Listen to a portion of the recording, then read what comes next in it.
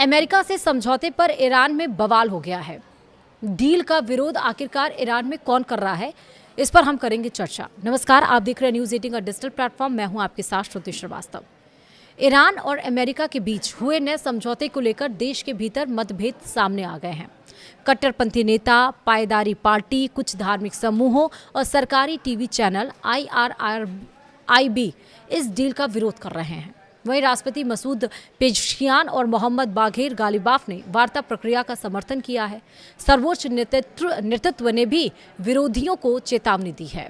आखिरकार ये विरोध क्यों हो रहा है, कौन कर रहा है और क्या चेतावनी दी गई है, सब कुछ इस वीडियो में विस्तार से आपको बताते हैं। दरअसल ईरान और अमेरिका के बीच हुए नए समझौते के बाद ईरान के अंदर विरोध और समर्थन की राजनीति तेज हो गई है। हाल ही में ईरान की सुप्रीम लीडर मुश्तबा खामनेई के नाम से जारी एक संदेश ने इस बहस को और ज़्यादा बढ़ा दिया है। समझौते पर साइन होने के बाद मुश्तबा खामनेई ने कहा कि ऐसे बयान या कदम जो जनता के बीच निराशा और अविश्वास फैलाएं, वे दुश्मनों की मदद करने जैसे हैं। इस बयान को समझौते का विरोध कर रहे कट्टरपंथी नेताओं और संगठनों के लिए चेतावनी माना गया है। इसके तुरंत बाद राष्ट्रपति मसूद पेज़ेश्कियान और अमेरिका के साथ बातचीत कर रहे प्रमुख नेता मोहम्मद बाघेर गालिबाफ ने कहा कि वे देश के सर्वोच्च नेता के निर्देशों का पालन करेंगे और बातचीत की प्रक्रिया का समर्थन करेंगे।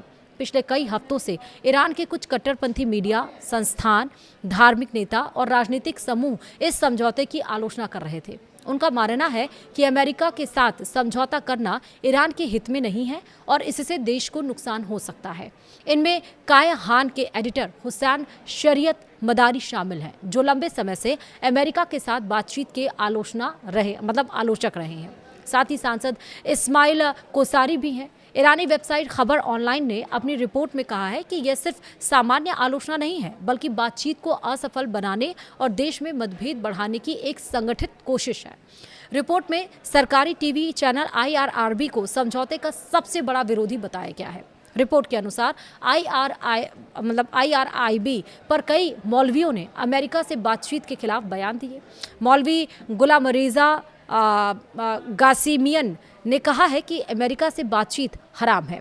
वहीं शेख इस्माइल रमज़ानी ने कहा कि वाशिंगटन के साथ अच्छे संबंध कभी भी संभव नहीं है।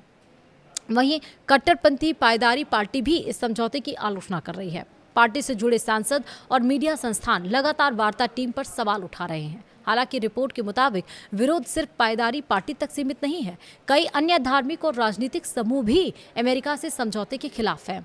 वहीं गालिबाफ ने चेतावनी दी कि जो लोग सर्वोच्च नेतृत्व के निर्देशों का विरोध करेंगे, उन्हें जनता की कड़ी प्रतिक्रिया का सामना करना पड़ सकता है। फिलहाल समझौते के बाद विरोध की आवाज़ें कुछ धीमी पड़ गई हैं, लेकिन यह साफ है कि अमेरिका के साथ रिश्ते सुधारने के मुद्दे पर ईरान के अंदर अब भी गहरे मतभेद मौजूद है। अब आप सोचिए कि 28 फरवरी से ये युद्ध शुरू हुआ था, ईरान, इजराइल और अमेरिका का 100 दिन से ज़्यादा युद्ध ये चला, जहां कच्चे तेल की कीमतें लगातार उछाल मारने लगी, जहां पर पेट्रोल, डीजल, LNG, PNG के गैस जो दाम है वो बढ़ने लगे, जहां पर विश्व आर्थिक संकट खड़ा होने लगा, इन्फ्लेशन जैसी चीज़ें मार्केट में बढ़ने लगी।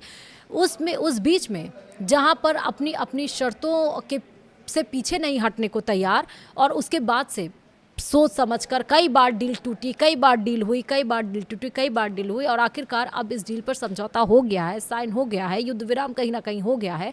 उस बीच में ईरान में अब बगावती सुर यहाँ पर खड़े हो रहे हैं और उसको समझाने की कोशिश यहाँ पर सरकार की तरफ से की जा रही है। लेकिन जब सरकार की समझाने की कोशिश के बाद भी ईरानी लोग ये लोग नहीं मान रहे हैं, उसके बाद उन्हें चेतावनी दी गई है, क्योंकि अब ईरान भी चाहता है कि उसकी शर्तों के साथ जो डील हुई है उस डील पर कायम रहे। अमेरिका भी ये चाहता है, जो कंट्रोल करना चाहता था ईरान को, कि जिस मकसद से उसने युद्ध छेड़ा था वो मकसद तो पूरा नहीं हो पाया, लेकिन वो चाहता है कि अब युद्ध ये ख़त्म हो, ये युद्ध यहाँ पर सिमटे।